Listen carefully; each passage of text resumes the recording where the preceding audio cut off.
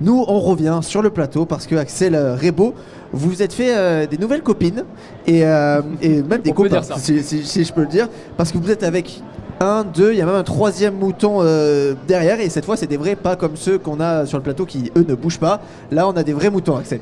Absolument, Raphaël, je suis avec donc Marie Brion et avec bien sûr ces magnifiques tondeuses écologiques autonomes. On va y revenir. On a à ma droite donc d'abord Nana et son fils qui s'appelle donc Léon.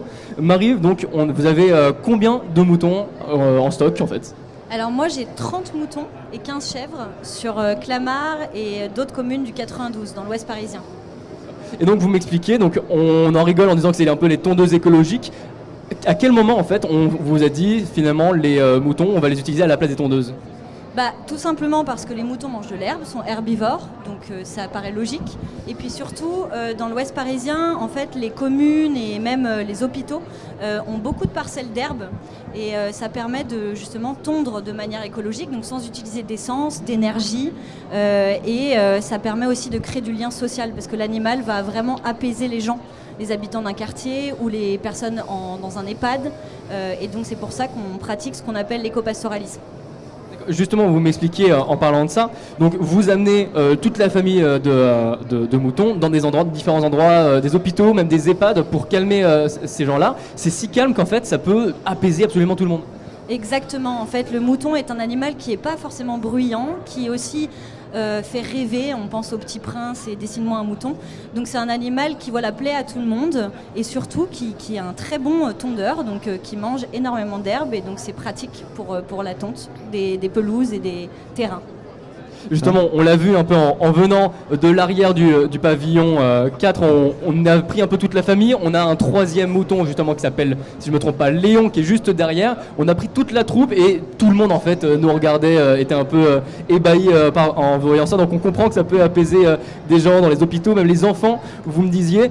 Également, donc le mouton qui dit mouton, on dit quand on dessine un mouton, la fameuse laine. Vous la tondez aussi? Est-ce que ça vous rapporte quelque chose ou vous en faites quoi après? Alors nous, à Clamart, on a la chance d'avoir une des dernières usines de tricot d'Île-de-France. Et donc en fait, moi qui ai une formation aussi artistique, je vais la filer, je vais la laver et je vais la donner à cette usine qui s'appelle Tricot Jean-Marc. Et on va faire vraiment des objets 100% locaux, donc d'une ville du 92. Et donc tout autour après de la région parisienne, vous allez pouvoir ramener quelques-uns de vos 35 moutons comme ça pour tondre, pour après apaiser les gens, mais aussi vous faites des transhumances dans toute la France. Ça consiste en quoi en fait, Marie? Alors la transhumance, ça veut dire littéralement passer au-delà de la montagne. Donc dans les montagnes, on monte les animaux en haut de la montagne pour qu'ils puissent accéder à l'herbe. Et nous, en ville, ça va être des transhumances pour les amener d'un terrain à l'autre. Donc quand les moutons ont travaillé et ont tout tondu, on les déplace à pied. Et en fait, ça crée des liens incroyables. Les voisins qui se parlaient pas se parlent, les enfants nous suivent, les adultes, ça plaît à tout le monde. Notamment l'année dernière, on a fait une transhumance sur les Champs-Élysées avec 2000 moutons. Donc j'espère qu'on pourra faire ça l'année prochaine. Sur les Champs-Élysées, d'accord. 2000 moutons carrément. Donc il y avait vos 35 moutons sur les Champs-Élysées parmi tout ça. Comment on fait pour les retrouver à la fin?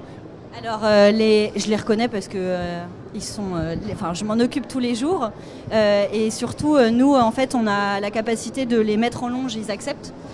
Donc les miens étaient en longe et ceux des bergers des Pyrénées étaient en liberté. En longe, c'est-à-dire, ça veut dire quoi? Ça veut dire qu'on peut les maintenir en longe, mais c'est eux qui suivent. C'est-à-dire je ne vais pas contraindre l'animal, c'est juste qu'il est habitué à avoir un collier autour du cou. Parce qu'on est en ferme pédagogique, donc c'est vrai qu'on est beaucoup dans la manipulation douce avec nos animaux. Et c'est des animaux qui sont habitués au public et à se déplacer. Donc sur les Champs-Élysées, après, ils vous suivent partout, même sans forcément les accrocher autour du cou. D'ailleurs, ils vous reconnaissent. D'ailleurs, vous avez un petit son, vous pouvez nous le faire un peu comme ça pour voir s'ils réagissent? Alors le son, ça c'est mon cri de bergère personnel, c'est yip yip, allez. Incroyable.